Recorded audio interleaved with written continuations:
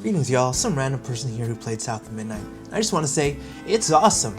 Kind of. Ever since I saw the trailer for South of Midnight, I was completely encapsulated by it. It's been a while since I've seen an original IP kind of take this very creative route. I mean, immediately I was brought to think about Tim Burton's Big Fish starring Ewan McGregor aka Obi-Wan. As of this recording, I have about 7 to 8 hours in the game, and I think I'm close to actually finishing it up. So here's my early impressions of this game. Oh, while I have you here, don't forget to like and subscribe. First off, let's set up the premise. In this little town of Prospero, prone to hurricanes and bad weather, we catch up with Hazel Flood. Hazel, all-time track star, lives with her mom in this very dilapidated house, and a bad storm kind of sweeps it away. And unfortunately, her mama kind of is carried down the river with that house. And so in this adventure, Hazel is tasked with just kind of finding her, and in doing so, she unlocks these crazy Weaver powers. And immediately right away, I'm reminded of magical realist authors like Gabriel Garcia Marquez, Murakami, and Borges. And if there's any literature genre out there that's one of my favorites, it's definitely magical realism. Also shout out to Netflix and 100 Years of Solitude. Here's a tangent, but 100 Years of Solitude is probably one of the greatest books I have ever had the pleasure of reading, and the show on Netflix, that's probably the best rendition of a book I have ever seen. Dear God, I could claw out my eyes after seeing that, and I'd be happy to have that been the last thing I've ever seen. Anyway, thematically, this game hits a pinnacle of creativity. Again, when was the last time we saw something that really delved into Americana history and culture? Because along with that river bands and Hazel's adventure to find her mama, she runs into a cast of characters that are so out of this world and so neatly weaved and knotted together that it's really cool to see American folklore, Americana, kind of put into the perspective of a video game. My salvation. A talking fish? Nope. Ain't no way.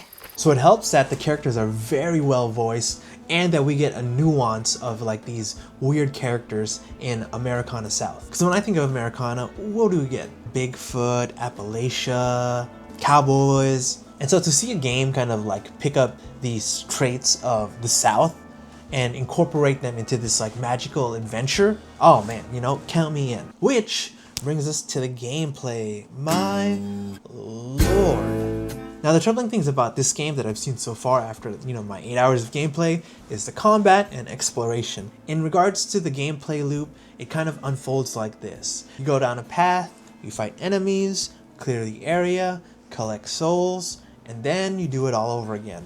The world is absolutely beautiful and filled with so many cool characters that exploration is a dud. As you kind of make your way down river and up mountains, you're given a pseudo-linear path.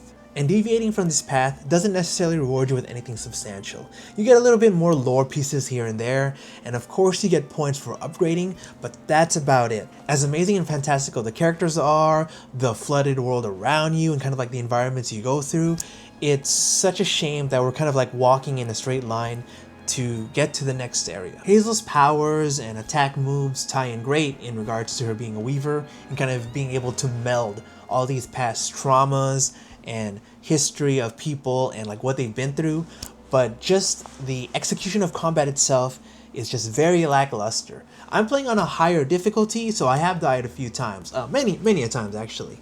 But playing on normal difficulty, I can see how someone can kind of mash their way to the next area. You also have access to different upgrades, but again, when your combat is kind of only 2 buttons, which is just an attack and a dodge, it still feels very lackluster, even with those extra spells that you can use in combat. From the spells I've unlocked so far, and I think I have all of them at this point, you can push and pull enemies, you can kind of slow them down, you can do an AoE attack, and you can do an air attack. It's definitely not as varied as other games, and I kind of wish there was more nuance to it. And this combat paired with kind of the non-open world, I would have very much hoped that this game was an open world adventure, maybe Mario or Psychonauts or Psychonauts 2. I think that way it could have been much more rewarding to kind of see where we go with this adventure. Oh yeah, there are also boss fights for about every chapter or so, and you do kind of get to see these mythical beings and how they came about and how you interact with them. But even that, I think, doesn't kind of live up to the expectation of this magical, fantastical world. A lot of these are just, again, you're mashing X or finding the pattern in the boss fight, and then you kind of defeat them. So I'm putting the few hours I have in this game already. I think the bigger fantastical element is kind of what keeps driving me forward. I definitely want to see more of this world, more of these creatures, and I think this game reverberates so many cool things. And with that goes my early impression, but if y'all get to play it on the actual release date, let me know what you think of it. Okay, that's it, get out of here, play some games, bye.